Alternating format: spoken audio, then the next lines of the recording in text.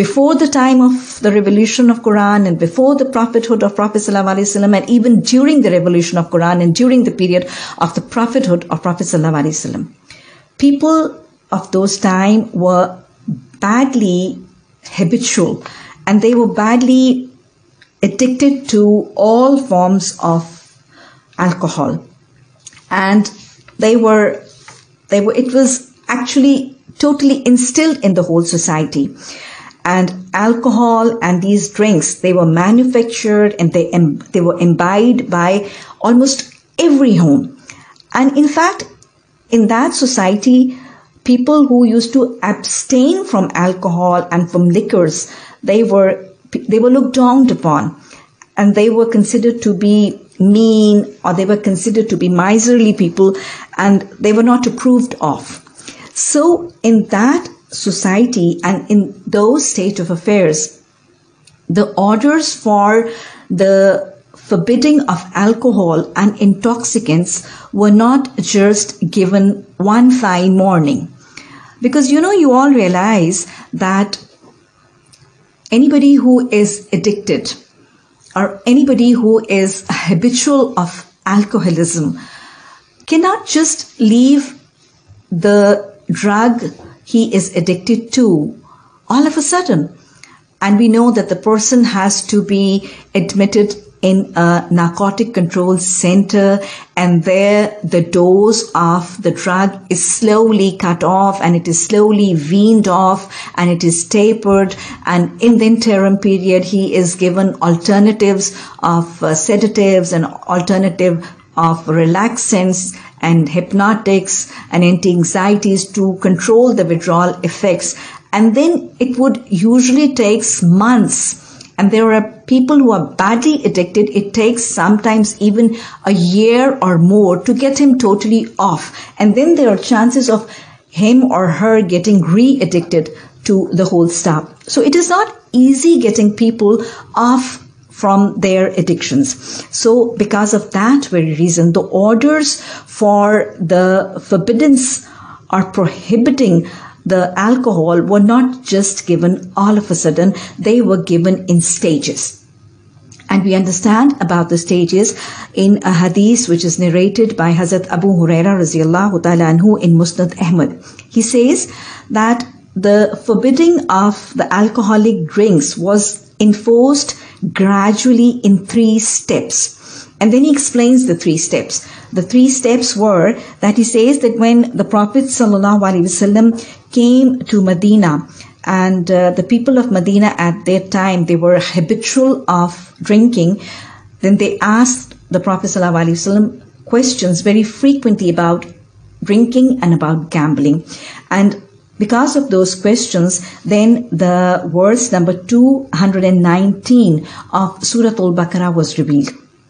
And in it was said, يَسْأَلُونَكَ عَنِ الْخَمْرِ وَالْمَيْسِرِ قُلْ فِيهِمَا اسْمٌ كَبِيرٌ وَمَنَافِعُ لِلنَّاسِ وَإِسْمُهُمَا أَكْبَرُ مِنْ نَفْعِهِمَا. That, O Muhammad sallallahu alaihi wasallam, they ask you about the alcohol and they ask you about the gambling. And let them know that in both there is a great sin. That is, Allah has called them a major sin. And there is also a utility or advantage for men, but the sin of them is greater than their advantages or their usefulness. So after this verse of verse number 219 of Surah Al-Baqarah was revealed, the transmitter, Hazrat Abu Huraira radiallahu ta'ala anhu, narrates that despite this verse being revealed, because you see that in this verse, there is no forbidding of alcohol, or it was not said that alcohol or gambling was made haram, but there is just a dislike which was conveyed. So Hazrat Abu Huraira radiallahu ta'ala anhu says that after the revelation of this verse, the companions even continued drinking. Even they did not leave drinking because, they were so badly habitual to drinking. They even did not leave drinking. And then he explains that there was an occasion that the companions had gathered together and there was a dinner and they had food and then they drank and then they offered their congregational salah And one of the companions, was leading the salah and was leading the service, that he was drunk. And then when he recited Surah Kafirun, there he made a mistake. And once, while narrating Surah Kafirun as the leader of the service of salah, then this verse of Surah An-Nisa, verse number 43, this initial part was revealed. La taqrabu salata wa antum sukara, that do not approach prayer while you are intoxicated until you know what you are saying.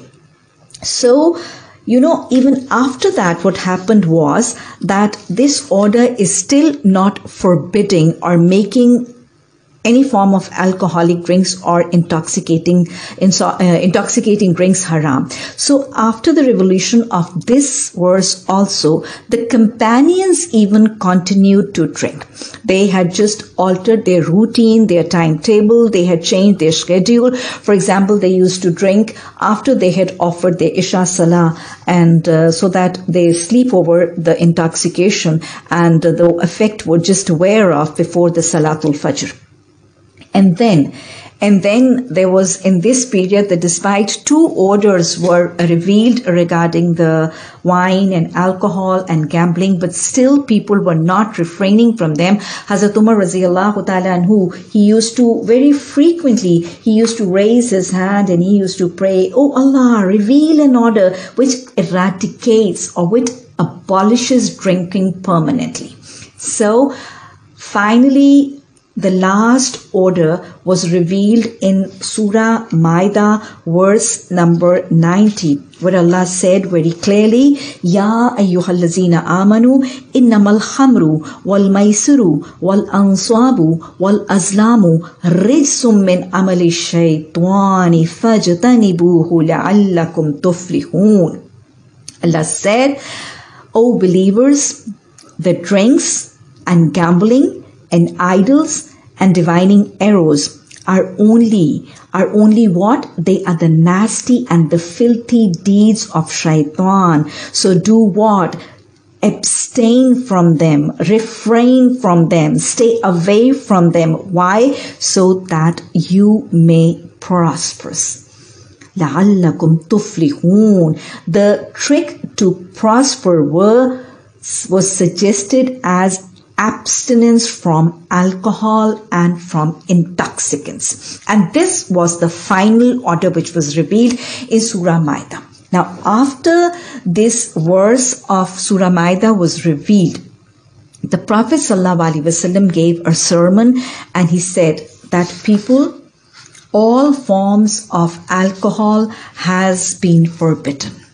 All forms of alcohol has been forbidden. And alcohol is made from 5 things. And then he named the 5 things. Alcohol is made from oats, from barley, from honey, from grapes and dates. And alcohol, from whatever source it is prepared, it is forbidden. So after this, what happened is narrated by Hazrat Anas Raziyallahu Ta'ala anhu in Bukhari and Muslim both. Hazrat Anas Raziyallahu Ta'ala anhu says that it was an occasion, a gathering in my stepfather's house, Hazrat Abu Talha, and the companions of the Prophet ﷺ had gathered, and my father had thrown a party or a dinner, and I was serving the food and I was serving the wine and the drinks. And in the meantime, I heard that there was a person who was calling out, an announcer who was calling out, and my father heard, and he told me to go outside and see and hear what it was about. Because it was a norm that whenever a verse of the Quran was revealed, and after the revelation, whatever the Prophet ﷺ said, both of these things, that is the verse of the Quran and the words of the Prophet ﷺ, they were announced in the streets of Medina. So now Hazrat Talha Raziyallahu Ta'ala anhu, he asked Hazrat Anas Raziyallahu Ta'ala anhu to go out and see for himself that what was being announced. He said that I went out and I heard And I came back and I informed them. I recited the verse and I told them what Prophet ﷺ had said in his sermon. And I told him that alcoholic drinks had been forbidden as beverages. So then, what did Hazrat Abu Talha say? People today have confusion.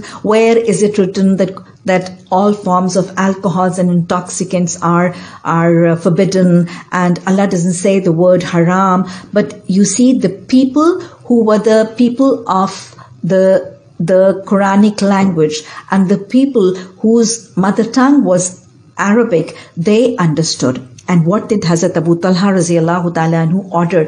He said that my father told me that go and throw out all the wine that is in the vessels of the house. And then Hazrat Anas radiallahu ta'ala anhu says that at that night, the streets of Medina were overflowing with wine. So this was the response of the people who understood the language of Quran. The people of the language of Quran did not have any doubt. They did not have any questions. They did not have any interrogations, and they did not delay. This was Sami'na wa Atwana, did by the people of the times of the Prophet ﷺ.